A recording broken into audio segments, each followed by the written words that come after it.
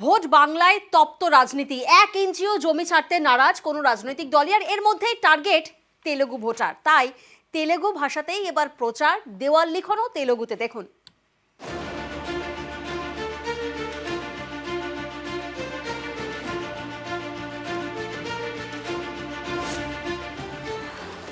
এটা লেখা আছে তৃণমূল কংগ্রেসের প্রার্থী এমপি জুন মালিয়া যাকে ভারী বহুমত ভোট জিতে বিজয় বানায়। অন্ধ্রপ্রদেশ এবং তেলেঙ্গানা, দক্ষিণ ভারতের এই দুই রাজ্যের ভাষা তেলেগু, কিন্তু ভোট বড় বালায়, তাই বাংলার ভোটেও তেলেগুতে দেওয়াল লিখন। খড়গপুরের দেওয়ালে দেওয়ালে তেলেগু ভাষায় ভোটের প্রচার। এই রেল শহরের ওল্ড সেটেলমেন্ট, নিউ সেটেলমেন্ট, মথুরাঘাটি প্রভৃতি জায়গায় এখন এমন ছবি চোখে পড়বে।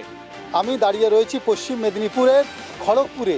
এই মিনি ইন্ডিয়াতে এবার তেলুগুদের ভোট মন জয় করতে একেবারে তেলুগু ভাষায় দেওয়াল লিখন করেছে সব রাজনৈতিক দল। রেলের কর্মী হিসেবে অন্ধ্রপ্রদেশের অনেকেই দীর্ঘদিন ধরে খড়গপুরের বাসিন্দা, অনেকের আবার জন্ম হয়েছে খড়গপুরে, তাই বাংলা সবাই বোঝেন, কিন্তু সবাই পড়তে পারেন না। খড়গপুরের এই তেলুগু ভোটাররাই বড় ফ্যাক্টর। খড়গপুর পুরসভার 35টি ওয়ার্ড, এর মধ্যে 8টি ওয়ার্ডে রেল কলোনি। এই 8টি ওয়ার্ডের বেশিরভাগ বাসিন্দার মাতৃভাষা তেলুগু। হিসেব বলছে মেদিনীপুর লোকসভা কেন্দ্রের খড়গপুরে 35% ভোটারই তেলুগু। এই ভোটারদের জন্য তাই তেলুগুতেই দেওয়াল লিখন। সব দলই দেওয়াল লিখছে দক্ষিণী ভাষায়। এটা লেখা আছে তৃণমূল কংগ্রেসের প্রার্থী এমপি জুন मालिया যাকে ভারী বহুমত ভোট জিতে বিজয় বানায়। क्या अभी इधर खड़गपुर में बहुत जन साउथ इंडियन बहुत जन है, इधर तेलुगु में भी लिख रहा है। बहुत खुशी हो रहा है कि तेलुगु में लिख रहा है करके, मैंने कैंडिडेट पता चलेगा कि क्या नाम है, क्या नाम नहीं पता चल रहा है, तो बहुत अच्छा लग रहा है। খড়গপুরে মিনিমাম আপনার 35% হ্যাভ আমাদের তেলুগু পাবলিক আছে। ওটার জন্য তেলুগু পাবলিকের জন্য আমরা মানে তেলুগুতে আমরা লেখা করছি, আমরা তেলুগু ল্যাঙ্গুয়েজে, আর তেলুগু ল্যাঙ্গুয়েজে প্রচার করছি। পুরো আন্ধ্রা স্টাইলে আমরা পুরো প্রচার করব। অনেকজন তেলুগুতে পড়াশোনা জানে, হিন্দি ভাষা বা বাংলা জানে না, সেজন্য তাদের সুবিধার জন্য আমরা যে তাদের পাশে আমরা দাঁড়ানোর জন্য আমরা এরকম প্রচার করি। 35% এই তেলুগু ভোটারদের মন জয় করতে একেবারে ময়দানে ঝাঁপিয়ে পড়েছে সব রাজনৈতিক দল।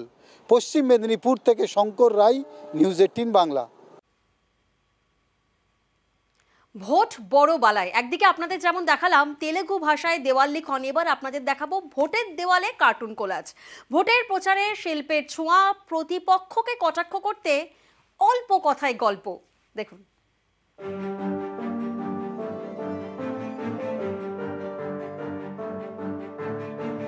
ভোটের দেওয়ালে কার্টুন, দেওয়ালের সঙ্গে রং তুলির বন্ধুত্ব, অল্প কথায় গল্প। ভোটের প্রচার জমজমাট, দেওয়ালে দেওয়ালে স্লোগান, প্রার্থীর নাম, দলের প্রতীক। এরই মাঝে নজর কাটছে কার্টুন। রাজ্য জুড়ে ভোটের প্রচারে কার্টুন কোলাজ, ভোটের প্রচারে শিল্পের ছোঁয়া। কলকাতা দক্ষিণের দেওয়াল লিখনে গুরুত্ব পেয়েছে কার্টুন। তৃণমূল, বিজেপি থেকে সিপিআইএম, সবারই প্রচারের বড় অস্ত্র কার্টুন। মঞ্চে গলা চড়িয়ে বিরোধী শিবিরকে কটাক্ষ, সেই ইস্যুগুলোই তৃণমূলের দেওয়াল লিখনে, কার্টুনে, কবিতায়। ভোটের দেওয়ালে রঙের গন্ধ, কবিতার ছন্দ। দেওয়াল লিখনেই সিএএ, এনআরসি, কোথাও আবার একসঙ্গে বাম বিজেপিকে আক্রমণ। সিপিআইএম এর দেওয়াল লিখনেও কার্টুন, তাদের ইস্যু ইলেকটোরাল বন্ড, একযোগে বিজেপি তৃণমূলকে আক্রমণ। 67, 69-এ তখন বেশ মজার মজার ছড়া দেখতাম, ভালোও লাগতো, হাসিও পেত। যাই হোক, এখন তো দিন বদলেছে, সমস্ত ইন্টারনেট কম্পিউটারের যুগ এসেছে। এখন ছড়া যেগুলো হচ্ছে দেয়ালে, সেগুলো একটু সেন্টিমেন্টাল টাইপের ছড়া। এখন মানুষ ঠিক সেই ছড়াকে সেই মজা হিসাবে নিচ্ছে না, কাজেই সেই ছড়ার ভাবটা কমে গিয়ে এখন যেন অন্য ছড়ার পদক্ষেপে এসছে। ইন্দিরা গান্ধীকে তার যে বিপক্ষ রাজনৈতিক দল তারা ডাইনি বলে দেওয়াল লিখেছিল, কখনো বা দেখেছিলাম রাজীব গান্ধীকে বোফোর্স গান্ধী বলতে, আজ যা কিছু হচ্ছে সোশ্যাল মিডিয়া বা এই মোবাইল এর মধ্যে দিয়ে হচ্ছে, সেখানে বেশ কিছু এবছর দেখছি কিছু কিছু রাজনৈতিক দল দেওয়াল লিখছে, তাদের বেশ ভালোই লাগছে কার্টুন দিয়ে। আমজনতা আমরা তো এই দেওয়াল লিখনগুলো দেখে বেশ মজা পাই। কলকাতার বাইরেও দেওয়াল লিখনে কার্টুন কোলাজ। তৃণমূলের নিশানায় বিরোধীরা। কেন্দ্রীয় এজেন্সির অপব্যবহার থেকে মূল্যবৃদ্ধি, কোথাও আবার নোট বাতিল, কোথাও দেওয়ালে আবার রামবাম আঁতাতের অভিযোগ তুলে কটাক্ষ, সবই কার্টুনে। কার্টুন প্রচারে পিছিয়ে নেই বিজেপিও। পদ্মের দেওয়াল লিখনে কার্টুন কোলাজ, বিরোধীদের কটাক্ষ করে কবিতা। নিউজ 18 বাংলা। কখনো তিনি বেলাগাম, কখনো দিচ্ছেন হুমকি, হুঁশিয়ারি, কখনো আবার ভোটের প্রচারে চমকও দিচ্ছেন। তিনি দিলীপ ঘোষ। তৃণমূলের মঞ্চে এবার দিলীপ ঘোষ। ভাতারে যাওয়ার পথে হঠাৎই তৃণমূলের অনুষ্ঠানে দিলীপ ঘোষ। তৃণমূল ব্লক সভাপতির উপস্থিতিতেই মঞ্চে বিজেপি প্রার্থী তিনি পৌঁছে গিয়েছেন এবং তৃণমূল নেতা কর্মীদের সঙ্গে শুভেচ্ছা বিনিময়ও করেন। তৃণমূলের মঞ্চ থেকেই ঈদের সম্প্রীতির বার্তা দিলীপ ঘোষের। রাজনীতি তার জায়গায়, কিন্তু সামাজিক অনুষ্ঠানে যে আমাদের সমাজ সেটা যেন বোঝা যায়। আপনারা যে আয়োজন করেছেন সবাইকে শরবত খাওয়াচ্ছেন, বেশি মিষ্টি মনে হলো। তো সবাই ভালো থাকুন। নির্বাচন লড়বো আমরা যেটা কিছু নিয়ে, কিন্তু সামাজিক অনুষ্ঠান দুদিন রিল চলছে। আজকে ছোট চড়কও আছে। সৌহার্দ্য বজায় রেখে আহ্বান সবাইকে, সবাই ভালো থাকুন।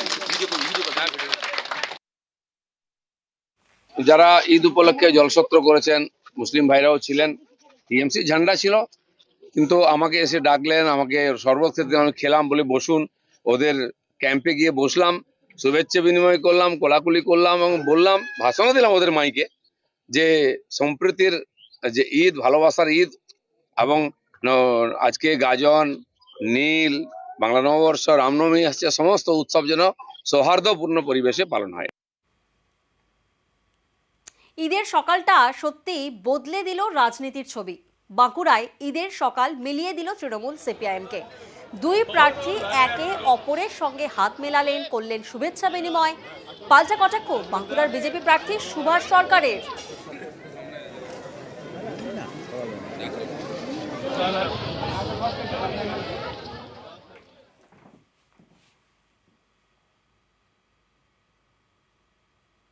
একই ছবি কিন্তু কামারহাটিতে, সেখানেও সৌজন্যের রাজনীতি। ঈদের অনুষ্ঠানে দমদমে তৃণমূল বাম প্রার্থী কামারহাটির ছাইগাদা মাঠে ঈদের অনুষ্ঠানে গিয়ে হাত মেলালেন সৌগত রায় ও সুজন চক্রবর্তী। অনুষ্ঠানে ছিলেন অন্যান্য বাম নেতারাও।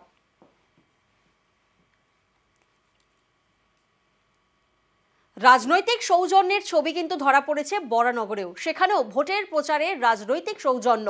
বরানগরে বিধানসভা উপনির্বাচনে প্রচারে বেরিয়ে সৌজন্য বিনিময় তৃণমূল সিপিআইএম প্রার্থীর।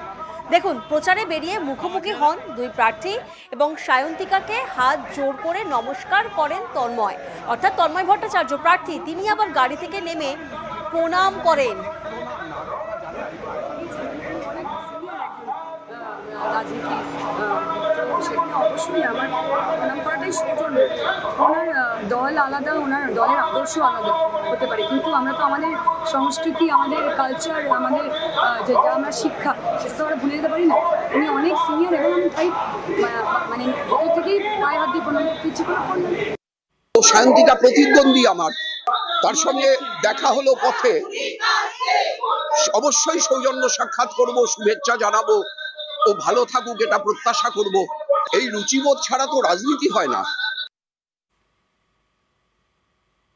একদিকে তো রাজনৈতিক সৌজন্যের ছবি আপনাদের দেখালাম, আর এবার দেখাবো ভোটের প্রচারে ফের তর্কাতর্কিতে সজল ঘোষ। কাল দুপুরের পর রাতেও তর্কাতর্কিতে সজল। এবার বরানগর 27 নম্বর ওয়ার্ডে বচসায় বিজেপি প্রার্থী। এলাকাবাসীর সঙ্গে তর্কাতর্কি বিজেপি প্রার্থীর এবং এই বচসার জেরে উত্তেজনা এলাকায়। দেখুন, আমি আপনাকে বীমা বিক্রি হয়ে গেল না, না, কার কাছে বিক্রি হলো? কার কাছে বিক্রি হলো? কার কাছে? কার কাছে? আপনি বলছেন বিক্রি হয়েছে, আমি বলছি বিক্রি হয়নি। আমি বলছি, এক মিনিট, আমি বলছি, দাঁড়ান, এক মিনিট, আপনি বলছেন বিক্রি হয়েছে, খুব ভালো কথা। আপনি আবার কার কাছে আরে আদানিকে তাজপুর বন্দরটা আপনি দিয়েছেন।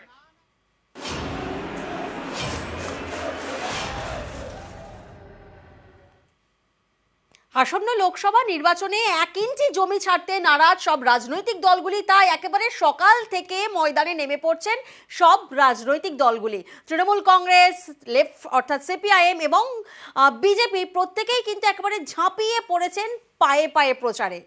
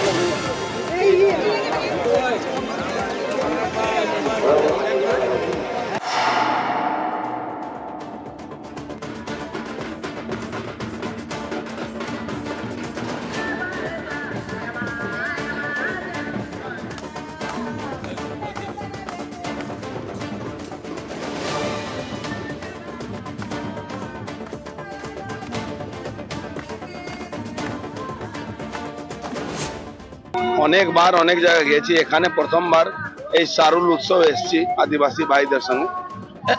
আদিবাসীরাই আমাদের দেশের বলতে গেলে অরিজিনাল। আমরা সব বাইরে থেকে এসেছি, আরিয়ানরা বাইরে থেকে এসেছি, কিন্তু আদিবাসীরা ভারতের অরিজিনাল ভারতবাসী।